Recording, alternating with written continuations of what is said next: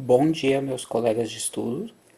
Hoje, novamente, aqui numa videoaula sobre os princípios constitucionais implícitos da administração pública, vamos falar especificamente sobre o princípio da supremacia do interesse público sobre o particular.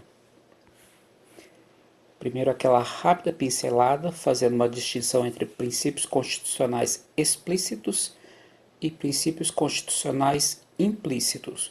Princípios constitucionais explícitos da administração pública são aqueles previstos expressamente no texto constitucional. Cito de praxe o caput do artigo 37 da Constituição, que prevê o princípio da legalidade, da impessoalidade, da moralidade, da publicidade e da eficiência.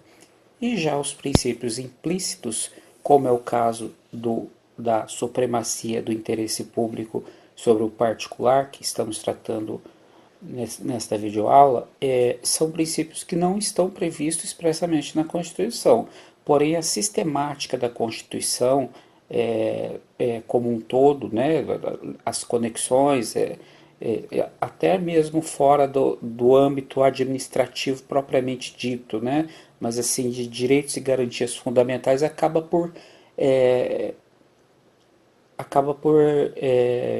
resultar em nesses princípios que até mesmo não são menos importantes do que aqueles explícitos, ok? Então, vamos ver, por exemplo, esse agora aqui, que é o princípio da supremacia do interesse público sobre o particular. Bom, esse princípio, ele coloca os interesses da administração pública em sobreposição aos interesses particulares, que com os dela venham eventualmente colidir. Em decorrência desse princípio, a licitação e o concurso público, que são formas de certames, né, que tem disputa entre particulares, constituem-se em dois importantes institutos que concretizam o dever de indisponibilidade do interesse público pela administração, seja na escolha do candidato ou da empresa a ser contratada. A administração está impedida de se imiscuir em detalhes de natureza particular dos participantes, devendo-se ater ao dever da impessoalidade entre os interessados, em nome da preferência a ser concedida no interesse público. Então, tanto no concurso público como na licitação, aqui a gente está citando mais ou menos assim como um exemplo, né?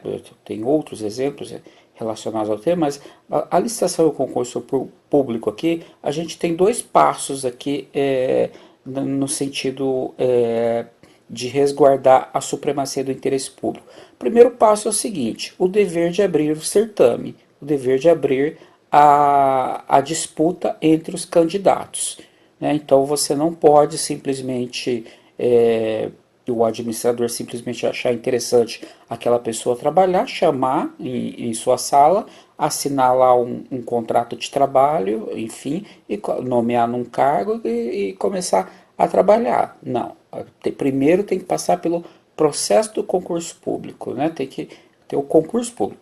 O segundo passo é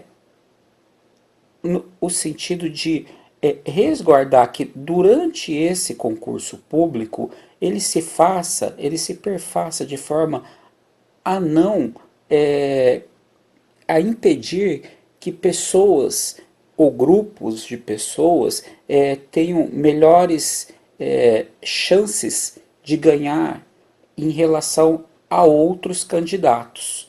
Então, daí porque todo esse resguardo de modo a preservar essa isonomia em nome do interesse público sobre o privado, né? No caso, os participantes do certame. Esse é um lado do princípio. Só que, de modo interessante também, mais na frente eu pretendo fazer uma videoaula sobre coisas novas que estão vindo no direito administrativo e que possivelmente serão cobradas em concursos, por exemplo, o princípio da administração consensual. O princípio da administração consensual é mais ou menos eu vou usar esse termo um pouco oposto ao que eu estou dizendo aqui. Na verdade, o princípio vou pincelar, tá? Não vou falar sobre esse princípio, não. Só vou falar rapidamente. A administração consensual, ela sai daquela ordem de situação vertical entre administração e administrado para se colocar na posição horizontal, de modo a ser um ente que facilite as atividades, a vida, o bem-estar do cidadão. Tudo nos termos das garantias fundamentais da nossa Constituição Federal, principalmente o princípio da dignidade da pessoa humana. Ok, pessoal? Esse é um outro princípio, tá?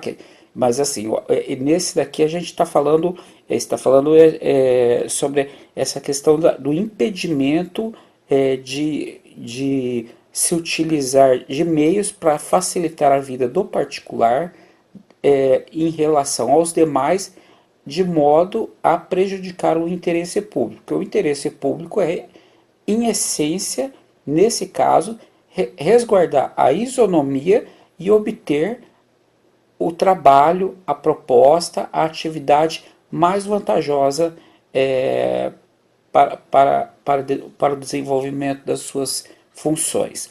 Aqui embaixo eu destaco um trecho do filósofo político italiano Norberto Bobbio, que ele com bastante felicidade, ele diz o seguinte, que o primado público em análise, no caso, a supremacia do interesse público sobre o privado, nada mais é que abre aspas, né, irredutibilidade do bem comum à soma dos bens individuais. Ou seja, o interesse público representado pelo bem comum nada mais é que o somatório dos bens individuais, razão pela qual um dos seus componentes não pode se sobrepor à soma dos mesmos. Ou seja, ele faz uma fórmula matemática aqui, né? Um somatório, né? De cada interesse privado, somando, você tem o resultado, o interesse público. Novamente, tocando naquele princípio da administração consensual, ela visa mais esses vamos dizer, esses itens que